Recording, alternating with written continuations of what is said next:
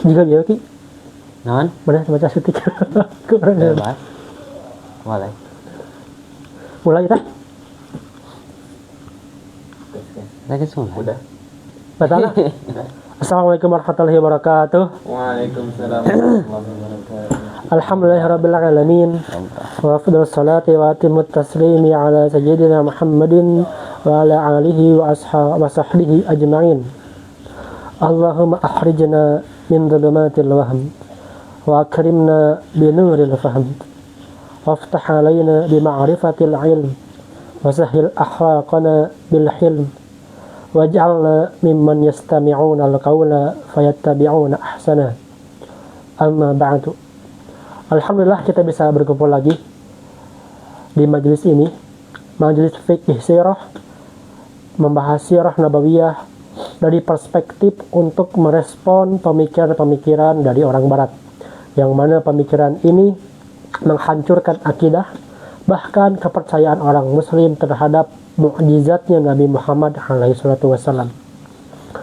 Kitab Fiqh Sirah Nabawiyah Ma'amujizan li Tarikh Khilafatir Rashidah ditulis oleh Imam Dr. Muhammad Sa'id Ramadan Al-Buti, yang mana beliau lahir di tahun 1929 dan lulus doktor S3 di Al-Azhar di tahun 1964, mengambil jurusan Syariah wal Qanun, yang mana Imam Sa'id Ramadan Al-Buti ini menuliskan dan memaparkan kepada kita bagaimana cara kita memahami sirah nabawiyah dengan benar.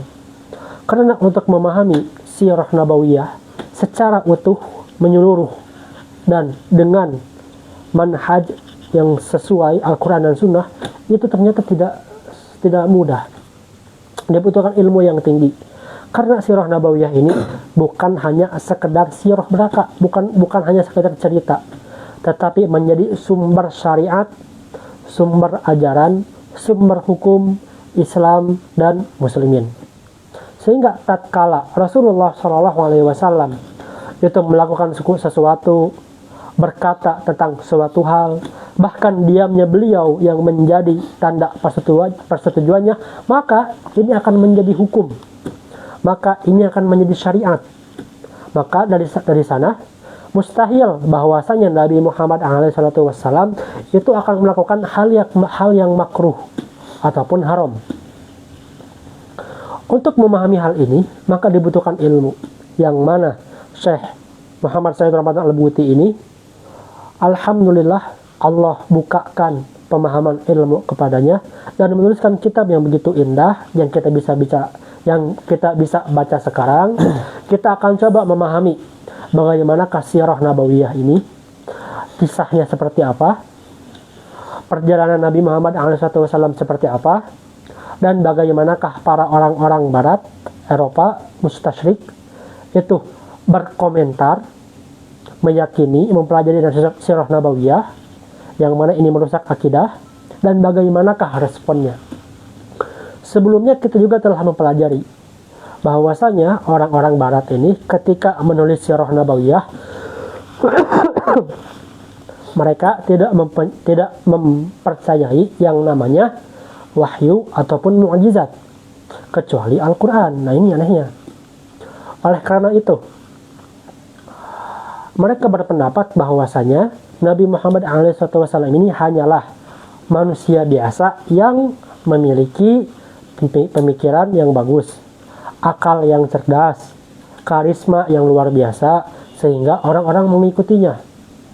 Padahal Nabi Muhammad SAW ini adalah sosok Nabi yang diutus oleh Allah Subhanahu wa Ta'ala, rahmatan lil alamin, sebagai Rasul, Nabi untuk setiap makhluk hidup, baik itu di alam dunia nyata ataupun alam gaib. Karena Nabi Muhammad SAW ini diutus juga kepada para jin. Lalu bagaimanakah risalah nubuwah ini dimulai?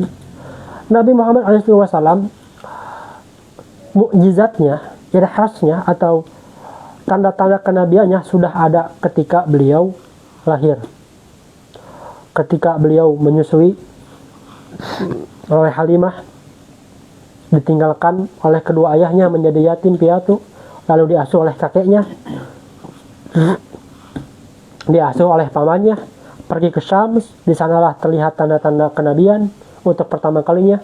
Lalu karena khawatir akan dibunuh oleh orang Yahudi, kembali ke Mekah.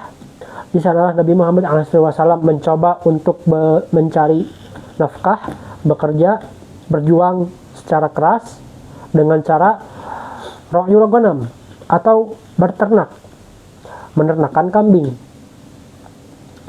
Dan di sini Nabi Muhammad SAW dididik oleh Allah Subhanahu wa Ta'ala agar bisa berjuang keras. Setelah itu Nabi Muhammad SAW pergi ke Syam untuk kedua kalinya.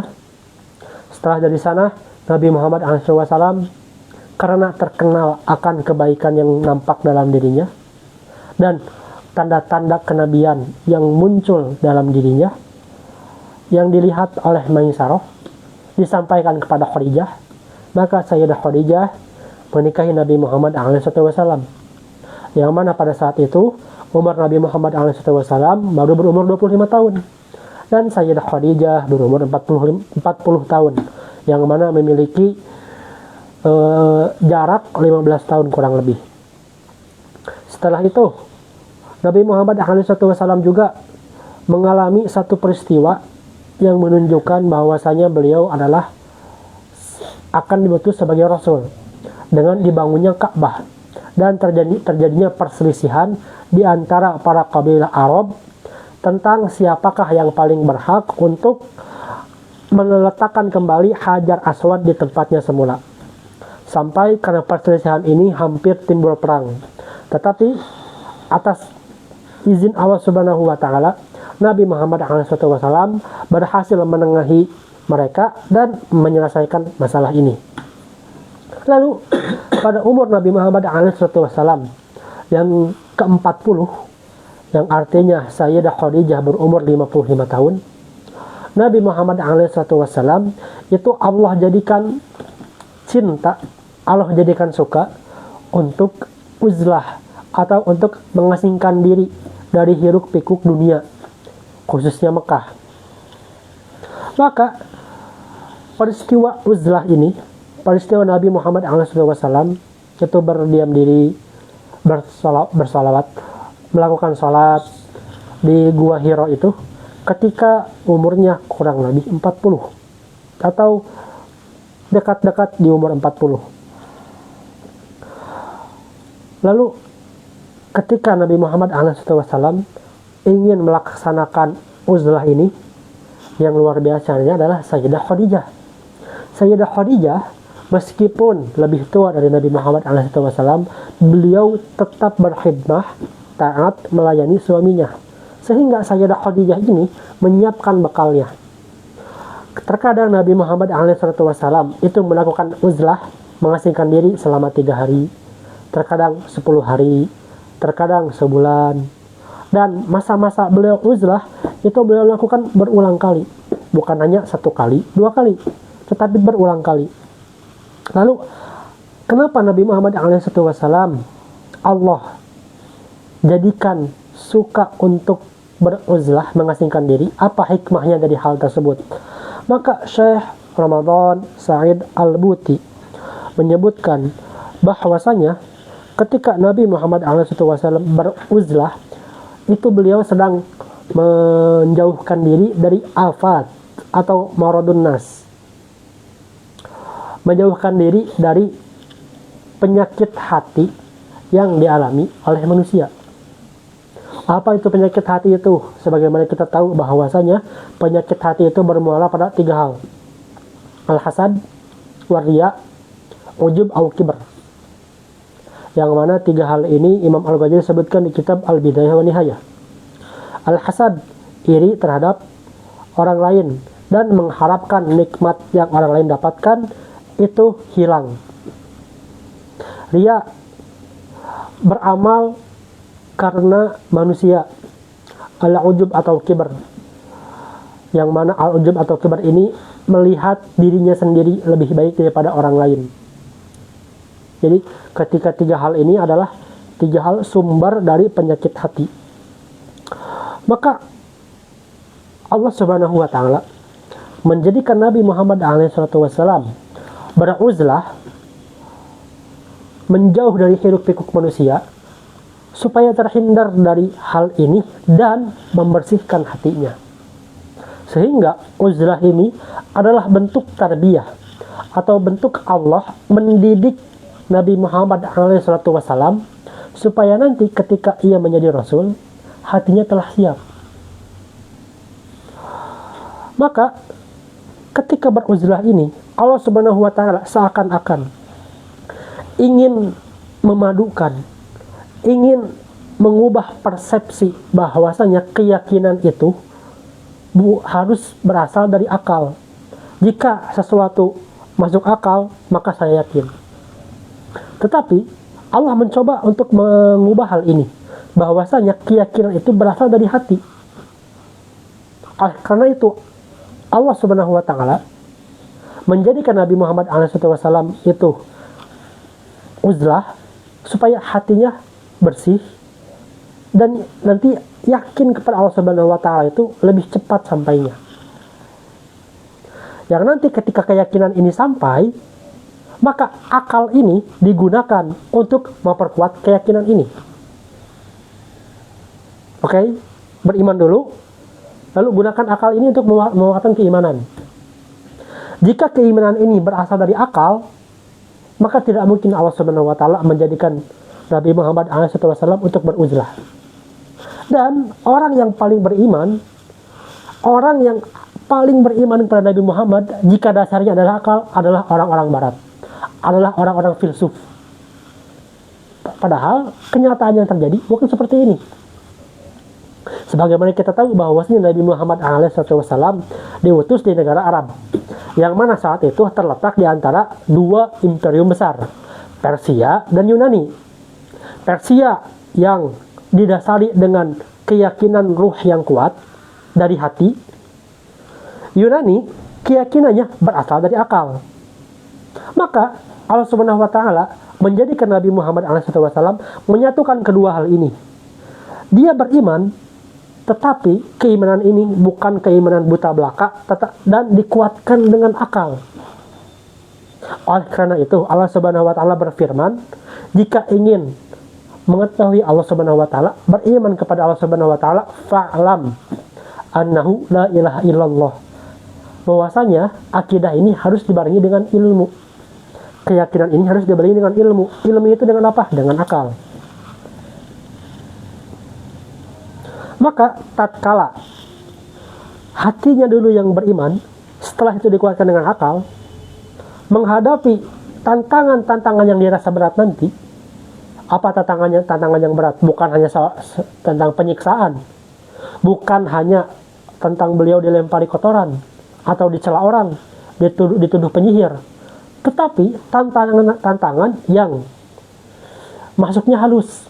Seperti apa beliau ditawari untuk menjadi Sayyidul Arab, pemimpinnya orang Arab. Pernah datang kafir Quraisy datang pada Nabi Muhammad SAW, ya Muhammad, seandainya engkau ingin menjadi panglima tertinggi, pemimpin tertinggi, saya jadikan kamu orang pemimpin tertinggi.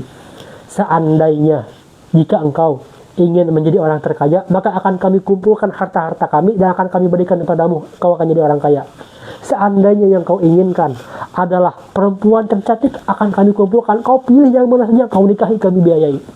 Tetapi karena Allah telah mendidik Nabi Muhammad SAW yang hatinya dibersihkan, diisi dengan keimanan, dikuatkan dengan akal pikiran, maka tatkala datang godaan-godaan ini, tantangan-tantangan ini, Nabi Muhammad SAW bisa meresponnya. Bukan hanya meresponnya saja, tapi meresponnya dengan risalah nubuwah, meresponnya dengan cara Nabi. Tatkala ditolak dakwah ke Taif, apa yang terjadi? Nabi Muhammad SAW tidak menghina, tidak mendoakan ahli Taif untuk binasa dan celaka, tetapi Nabi Muhammad SAW mendoakan ahli Taif supaya nanti kelak di tanah Taif ini muncul orang-orang soleh. Begitulah bagaimana akarnya. Akar itu Allah jadikan Nabi Muhammad SAW dari uzlah terlebih dahulu, dari mengasingkan diri. Yang mana mengasingkan diri ini akan membuat seseorang menjadi kamal, menjadi sempurna keilmuannya dan keyakinannya. Yang mana ini dilakukan juga oleh Imam Al-Ghazali. Imam Al-Ghazali melakukan uzlah juga selama 11 tahun.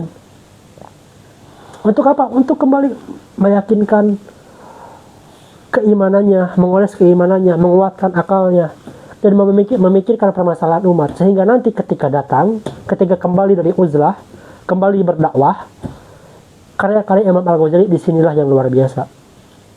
Maka untuk sampai ke tingkatan ini, Imam Syekh Ramadan Al-Buti menyebutkan 3 tingkatan.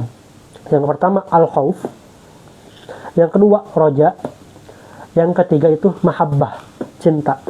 Jadi tidak semudah itu ternyata untuk mencintai Rasul dan Allah. Yang pertama khauf dulu, dimasuki dengan rasa ketakutan, kekhawatiran akan masuk neraka, kekhawatiran akan diazab nanti. Setelah itu dari khauf masuklah dalam hati ini apa? Roja, pengharapan, berharap bahwasanya Allah akan menolong kita, berharap bahwasanya Allah akan memasukkan kita ke surga. Yang mana khauf ini samarahnya atau hasilnya, natijahnya, buahnya adalah sebuah kesabaran. Sedangkan roja hasilnya adalah kesabaran sebelum itu terjadi, kesabaran sebelum masyakoh atau kesabaran sebelum tantangan itu datang. Tatkala ada tantangan yang begitu besar, yang begitu sulit dilewati, maka kita berharap Allah akan menolong. Inilah roja. Bukan hanya itu saja, tetapi setelah tantangan itu terlewati, maka ada rohah di sana, ada rasa lega di sana.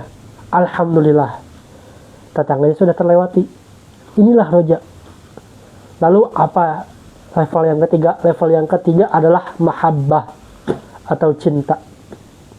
Maka tatkala seseorang sudah mencintai sesuatu, ia akan melakukan apa saja hanya untuk membuktikan cinta ini. Mengorbankan hartanya, mengorbankan waktunya, mengorbankan tenaganya, bahkan tidak memikirkan dirinya sendiri. Inilah yang dinamakan dengan cinta. Tidak peduli tantangan apa yang akan dilewati, tidak peduli rintangan apa yang akan dihadapi. Tatkala seseorang sudah mencintai sesuatu, maka insya Allah dia akan kerahkan sekuat tenaga apapun yang ia punya hanya demi orang yang dia cintai. Maka untuk mencapai hal ini, Syekh Ramadan Al-Buti menyebutkan bahwasanya ini semua bisa kita capai dengan ilmu yang namanya tasawuf. Karena tasawuf adalah ilmun wasuluk, ilmu dan suluk, dan jalan untuk mendekatkan diri kepada Allah Subhanahu wa taala. Maka jika ada yang berkata bahwasanya Nabi Muhammad SAW melakukan uzlah, mengasingkan diri di Gua Hiro, itu karena dia merasa sombong, tidak sesuai levelnya dengan masyarakat Mekah saat itu, hanya untuk mengistimewakan dirinya sendiri, merasa paling soleh, maka ini adalah hal-hal yang keliru. Padahal Nabi Muhammad SAW itu beruzlah di sana, bersolat, memikirkan, merenung, dan ketika kembali dari uzlah, interaksi dengan masyarakat, beliau tetap bermuamalah dengan baik, berinteraksi dengan baik. Dan apa buktinya? Buktinya nanti ketika wahyu turun. Tatkala wahyu turun ketika Nabi Muhammad SAW saat itu berada di Gua Hiro, gua yang gelap. Tiba-tiba ada seorang laki-laki yang mendekapnya, lalu berkata, "Iqra, bacalah." Ma'ana biqari. Memeluknya lagi lebih erat dan berkata lagi, "Iqra." Nabi Muhammad SAW menjawab, "Ma'ana biqari," sampai 3 kali. Lalu muncullah, "Iqra bismi rabbikal ladzi khalaq, khalaqal insana min 'alaq, Iqra wa rabbukal akram alladzi 'allama bil qalam 'allamal insana ma lam ya'lam. Mengalami hal tersebut, Nabi Muhammad SAW dilanda ketakutan yang luar biasa. Keringat dingin mengucur. Lalu ketika sampai rumah, Nabi Muhammad SAW berkata pada Sayyidah Khadijah yang saat itu istrinya, "Zammiluni, zammiluni." Selimutilah aku. Maka Sayyidah Khadijah mengambil selimut dan menyelimuti Nabi Muhammad SAW. Tatkala Nabi Muhammad SAW berada di rumah, dia ceritakanlah apa yang ia alami kepada Sayyidah Khadijah. Lalu Sayyidah Khadijah menjawab, merespon cerita Nabi Muhammad SAW, bahwasanya ya Muhammad, Allah tidak akan pernah meninggalkanmu, tidak akan pernah menghinakanmu atau merendahkanmu. Karena engkau adalah orang yang suka bersilaturahim, meringankan beban orang, menolong sesama, bahkan engkau memuliakan tamu. Maka bagaimana mungkin orang yang interaksinya baik dengan seorang hamba, tetapi oleh Allah dia tepikan, dia rendahkan, dia hinakan. Mendengar hal ini, artinya Nabi Muhammad SAW berinteraksi dengan baik bersama sesama masyarakat itu dilakukan dari kecil sampai beliau turun wahyu. Sayyidah Khadijah karena memiliki kerabat yang mempelajari Nasrani Injil, maka dia pergi kepada kerabat tersebut. Siapa? Waraqah bin Naufal. Tatkala diceritakan apa yang terjadi, maka Waraqah bin Naufal menjawab bahwasannya hal yang tadi adalah namus atau wahyu. Tetapi Waraqah bin Naufal ini sudah sepuh, kurang lebih 100 tahun. Diriwayatkan bahwasanya beliau buta. Maka Waraqah bin Naufal berkata, seandainya saja saya masih muda, maka saya akan membantumu menegakkan kembali agama yang benar ini. Karena Waraqah bin Naufal tahu agama yang benar adalah ini. Tahu akan datangnya Nabi terakhir. Dan itu adalah Nabi Muhammad SAW. Kenapa Waraqah bin Naufal keburu meninggal sebelum beriman? Karena perintah untuk berdakwah masih belum ada. Wahyu sudah turun, perintah berdakwah belum ada. Maka wahyu yang tadinya turun di Gua Hiro terputus selama beberapa waktu. Ada yang bilang 3 tahun, ada yang bilang 40 hari, dan ada yang juga bilang 6 bulan. Dan selama 6 bulan ini Nabi Muhammad SAW mengalami kegalauan yang luar biasa, mengalami kegundahan. Di manakah wahyu ini turun? Apakah saya bermaksiat? Apakah saya menjauh dari Allah? Atau apakah ini? Apa maknanya? Tatkala di suatu malam, maka Nabi Muhammad SAW kembali melihat sosok yang memeluknya tadi. Yang sebelumnya sosoknya itu adalah menyamar sebagai laki-laki. Ini sosoknya tinggi besar, duduk di antara langit dan bumi dengan sayap-sayapnya, dan turunlah di sini wahyu yang kedua. Yang mana wahyu ini kembali membuat Nabi Muhammad SAW takut, menggigil. Tetapi disinilah awal dakwah turun. Lalu kenapa Allah Subhanahu Wa Taala menjadikan turunnya wahyu yang pertama kali ini kepada Nabi Muhammad SAW itu rasanya dilihat seperti sulit? Kenapa Allah Subhanahu Wa Taala tidak langsung turunkan saja lewat mimpi, atau tidak langsung turunkan lewat malaikat dengan cara yang lembut? Ternyata ada hikmah di balik itu, ada tarbiyah, ada pendidikan yang Allah takdirkan, yang Allah latih Nabi Muhammad SAW ini agar menjadi Rasul yang terbaik.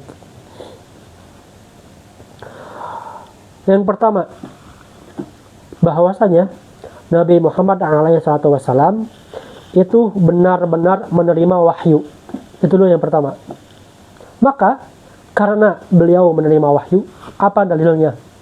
Dalil yang pertama, ada terputus jarak antara wahyu yang pertama dan wahyu yang kedua. Wahyu Iqra bismi rabbikal ladzi khalaq, al-alaq, dan ya ayyuhal mudaththir. Yang ini menunjukkan bahwasanya Allah Subhanahu wa taala menurunkan wahyunya secara hakiki. Maka ajaran Nabi Muhammad SAW yang dibawa ke dunia, yang didakwahkan di Mekah, itu bukan hasil dari pemikirannya sendiri, bukan hasil dari ide cemerlang yang tiba-tiba datang, bukan hasil dari pencerahan. Jika memang hasil dari pencerahan, maka mustahil akan ada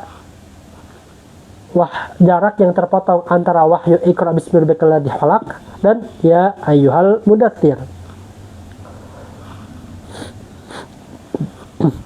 Yang kedua, bahwasanya Nabi Muhammad SAW dilatih oleh Allah Subhanahu wa taala agar bisa menenangkan hatinya, meluaskan dadanya dengan turunnya wahyu yang pertama dan kedua.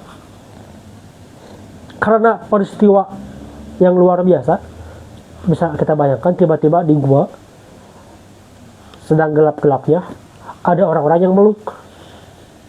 Orang-orang meluk tinggi besar, dipeluk, tiba-tiba suruh baca. Kan apa ini maksudnya?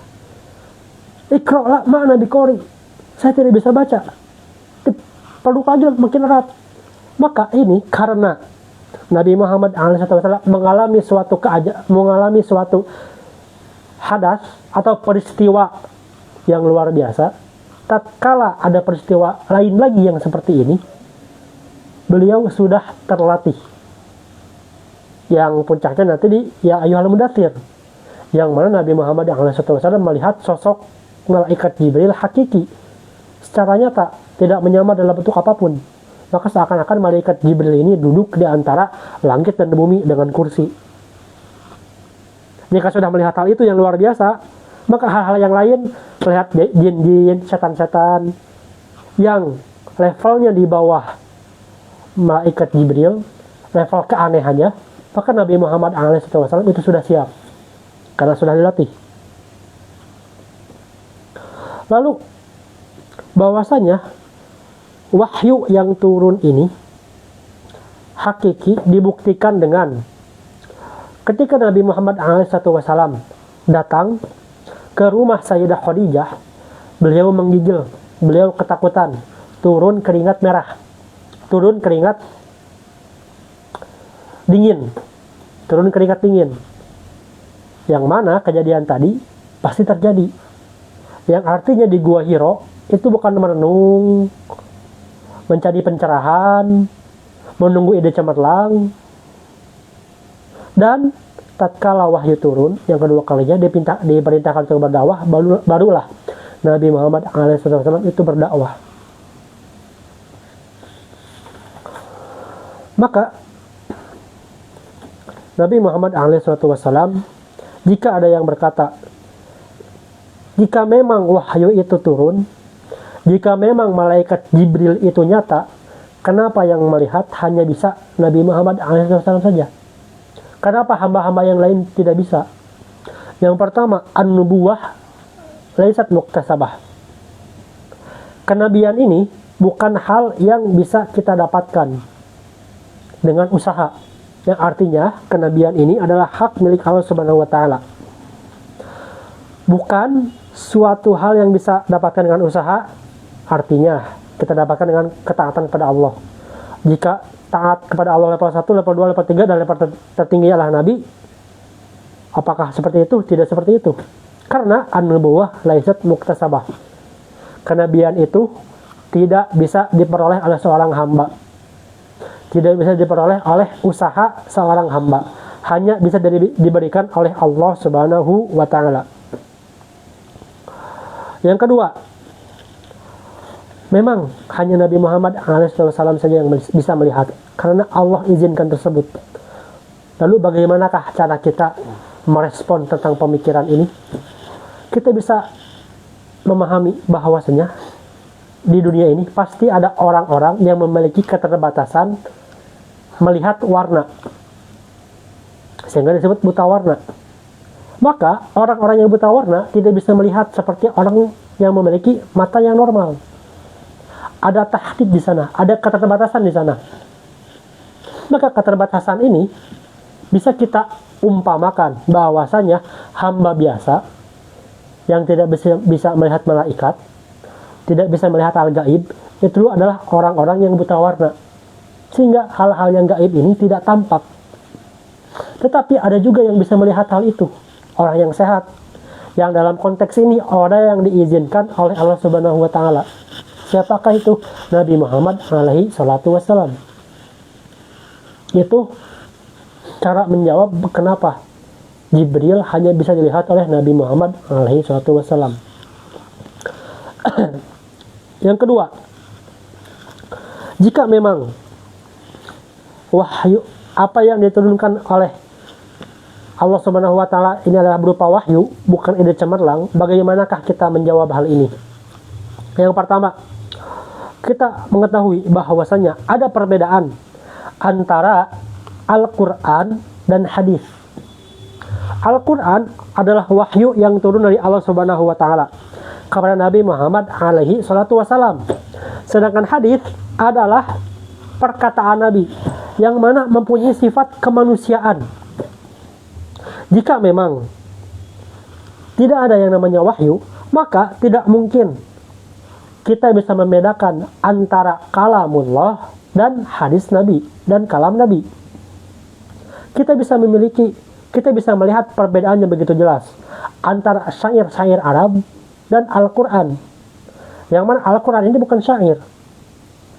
Dan bagaimana Al-Quran ini memiliki makna yang begitu luas, makna yang begitu luar biasa, yang bisa relevan di setiap zaman, bisa relevan di setiap tempat. Jika saja apa yang dibawakan Nabi Muhammad SAW hanyalah ide belaka, maka mustahil adanya perbedaan antara Al-Quran dan hadis. Yang kedua, bahwasanya wahyu yang datang kepada Nabi Muhammad SAW itu diturunkan secara bertahap, sehingga kadangkala ada peristiwa Nabi Muhammad SAW ketika ditanya itu beliau tidak menjawab, yang mana ini menjadi dalil jika tidak menjawab artinya menunggu wahyu, bukan menunggu ide yang datang. Kalau memang ajaran Nabi Muhammad SAW murni tanpa melibatkan wahyu, maka Nabi Muhammad SAW pasti menjawab. Apa contohnya? Sebagaimana kita tahu bahwasanya Nabi Muhammad SAW adalah orang yang ummi. Lalu tatkala beliau di Madinah, ada satu laki-laki yang datang kepada kaum Yahudi. Dan kaum Yahudi ini dia mencoba untuk menentang, men-challenge Nabi Muhammad SAW. Maka ditanyakanlah kepada Nabi Muhammad SAW apa yang ada di kitab Yahudi tetapi tidak ada di ajaran manusia saat ini. Apa itu kitab kisah-kisah tentang umamus sabiqah atau umat-umat terdahulu, kisah Nabi Musa dan Firaun, kisah raja-raja sebelumnya. Bahkan Yahudi ini juga menanyakan tentang ruh. Oleh karena itu turunlah ayat tentang ruh. Yas'alunaka 'anir ruh qul ruh min amri rabbi. Mereka bertanya pada Nabi Muhammad tentang ruh. Dan katakanlah bahwasanya ruh ini adalah urusan Allah Subhanahu wa taala. Cerita yang kedua. Pada satu waktu Nabi Muhammad SAW didatangi seorang perempuan yang mengadu padanya. Perempuan ini memiliki masalah rumah tangga dengan suaminya. Apa permasalahannya? Permasalahannya adalah suaminya berkata bahwasanya punggungmu, istriku, seperti punggung ibuku. Yang mana saat itu hukum zihar belum turun. Maka tatkala Nabi Muhammad SAW ditanya permasalahan hal ini, beliau berkata, arakum haratikum. Saya berpendapat bahwasanya ini telah jatuh talak. Maka perempuan ini ingin memastikan ini zon prasangka, pendapat belaka atau hanya wahyu dari Allah Subhanahu wa taala. Ini pendapat Nabi Muhammad SAW. Tapi wahyu belum turun. Jika demikian, maka perempuan ini berkata, maka saya akan mengadu kepada Allah Subhanahu wa taala. Maka turunlah surat Al-Mujadalah, salah satu ayatnya yang mengatakan bahwasanya ada seorang perempuan yang mengadu kepada Allah Subhanahu wa taala dan meminta solusi dari permasalahan yang ia hadapi. Turunlah ayat ini sebagai jawaban. Ada lagi cerita yang ketiga, yang mana cerita ini masyhur. Asbabun nuzul, sebab turunnya kita surat Abasa, yang mana saat itu seorang buta yang ingin meminta hadis dari Nabi Muhammad SAW, beristifadah, mengambil manfaat dari Nabi, tetapi Nabi Muhammad SAW disibukkan dengan hal yang lain, sehingga orang yang arma ini, orang yang buta ini, beliau pergi dari rumah Nabi, dan Nabi Muhammad SAW diperingatkan, ditegur oleh Allah Subhanahu wa taala dengan turunnya surat Abasa. Abasa wa tawalla anja'ahul a'ma. Nah, di sini kita harus hati-hati dalam memahami peristiwa ini. Jika kita melihat secara garis besar tanpa ilmu, seakan-akan Nabi Muhammad SAW itu salah. Tetapi sebenarnya ini menjadikan dalil bahwasanya Nabi Muhammad SAW itu maksum, diampuni dari dosa. Karena kita harus bisa membedakan hubungan antara Nabi Muhammad SAW dengan seorang hamba, hubungan Nabi Muhammad SAW dengan umatnya, dan hubungan Nabi Muhammad SAW dengan Tuhannya. Tatkala Nabi Muhammad SAW itu memiliki hubungan, memerintahkan kepada umatnya, maka kita selaku umatnya wajib menaati Nabi Muhammad SAW, apapun konsekuensinya. Tapi tatkala Nabi Muhammad SAW berhubungan dengan Allah Subhanahu wa taala, mungkin ada satu kekeliruan sehingga Allah tegur. Bagaimana cara kita memahaminya dengan mudah? Bisa kita misalkan dengan seorang prajurit yang mendapatkan perintah dari seorang panglima. Maka prajurit ini, apapun perintah panglimanya pasti akan dituruti, kan? Tetapi panglima ini ada atasnya lagi, presiden. Yang mana panglima ini, karena ada satu peristiwa yang dia harus berijtihad, mungkin salah, maka ditegur oleh presiden. Jadi seorang hamba, kita umatnya, itu adalah seorang prajurit, yang mana ketika Nabi Muhammad SAW perintahkan apapun, kita akan taati. Tetapi hubungan panglima dengan presiden itu bisa ada kesalahan di sana. Tapi kalau prajurit sudah bisa berijtihad, ketika panglima maju, memerintahkan prajurit maju, prajuritnya membantah, sebentar, apakah ini perintah yang betul atau salah? Nah, ini keliru. Tapi prajurit ini adalah seorang kita secara umum. Panglima ini seakan-akan posisinya adalah Nabi Muhammad SAW yang memiliki interaksi dengan presiden, yang mana kita misalkan Allah Subhanahu wa taala. Maka ranah panglima dan presiden ada ranahnya masing-masing. Kita tidak bisa mencampuri hal itu. Tapi yang bisa kita lakukan adalah menaati panglimanya, karena kita bertindak sebagai prajurit. Yang ketiga, dalil sebagai bahwasanya wahyu itu turun kepada Nabi Muhammad SAW, itu turun secara hakiki, bahwasanya Nabi Muhammad SAW itu seseorang yang ummi, seseorang yang tidak membaca dan menulis, yang mana ummi ini tidak menjadi aib, karena bangsa Arab saat itu memang terkenal dengan bangsa jahiliyah, jauh dari keilmuan, sehingga buta huruf itu, ummi ini, menyebar di kalangan masyarakat. Dan orang-orang yang bisa menulis dan membaca itu hanya sedikit. Hati-hati ini, kita memahami ummi ini. Nabi Muhammad ummi. Tetapi jika ada salah seorang dari kita mendengar temannya, saya juga ummi, tidak bisa baca dan tidak bisa tulis, dan saya seperti Nabi. Nah, ini sungguh adab. Jadi dia memiliki adab yang jelek. Kenapa? Karena dia menyamakan dirinya yang ummi karena kebodohannya, kejelekannya dengan umminya Nabi Muhammad SAW yang menjadi dalil dan mukjizat, menguatkan mukjizat.